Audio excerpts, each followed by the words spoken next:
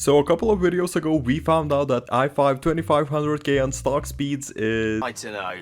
I think that's a bit dodgy, mate. But what about the most powerful 1155 socket processor? Let's find this out. Okay, let's begin with something from virtual reality. Not testing VR ever again.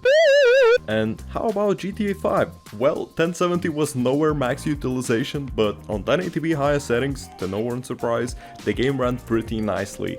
Can't say the same thing about the car I'm driving. Wait a minute, do we really have Fortnite on the script?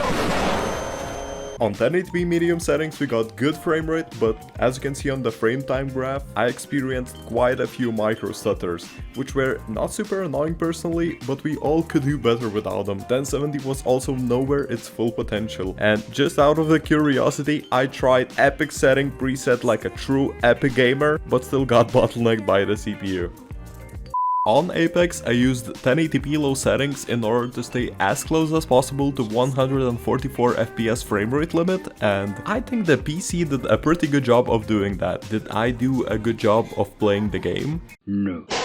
CS made my Activate Windows watermark go crazy. How did I not notice that while playing the game? Good question. Anyways, the benchmark results were higher than i5-2500K clocked at 4.6 GHz, which only shows the importance of extra cores or threads these days. Valorant, like CS, was also bottlenecked by the CPU, but to be honest, if 140 to 150 FPS is all you need, this processor will leave you satisfied for sure. Although I do have to mention that in some action-filled moments, the frame rate dipped to 80-90 FPS, and the low you saw of 60 only occurred momentarily, like a couple of times throughout the whole match. Boom. Finally, a computer where I can play comfortably Call of Duty Warzone, at least on 1080p low settings.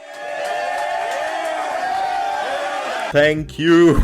Oh my god, like seriously, it's been more than 2 months since I got 1080p and 60 FPS at the same time. Oh.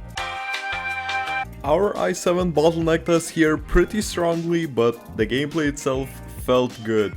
Okay, so up until this point, all of the aforementioned games were bottlenecked by the processor pretty good. Meaning that if you had a more powerful unit, extra FPS is basically guaranteed. But what about the games which were pretty evenly matched? Okay, let's start with Forza Horizon 4 Extreme preset. And you know what? Its performance was pretty good, and according to the in-game benchmark test, both 1070 and the processor were close to their limits. Rolling forward to Rainbow Six Siege, we also got a pretty evenly distributed load between the processor and graphics card, and although our i7 was slightly bottlenecking, I put it in this category because we got these very nice benchmark results on 1080p medium settings. Boom. And what about games which were GPU bottleneck? Do we have them? Oh yes, we do!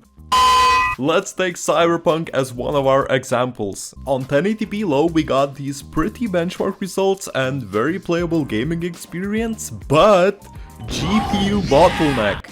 And you know what, same goes for Red Dead Redemption 2. On 1080p medium high settings mix we got Mr. Morgan chilling by the fireplace on these benchmark results. And to conclude everything we learned today, every game I tried worked well, but the only reason to buy this chip is if you already own 1155 socket motherboard. For new system builders, please get yourself like 12th Gen i3 or equivalent of it. It may cost a bit more now, but you will get more performance and save money in the long run. Nevertheless, I'm super happy that 3rd Gen i7s are still alive and kicking. I think around 20 seconds have passed since the last benchmark result I showed on the screen, but I have a feeling that you don't even remember it now. So I would suggest you to have like actual fun time on YouTube and check out this video floating here on the screen. It's a 9 out of 10 suggestion, and numbers are not the main point of it. I don't know, let me test it out.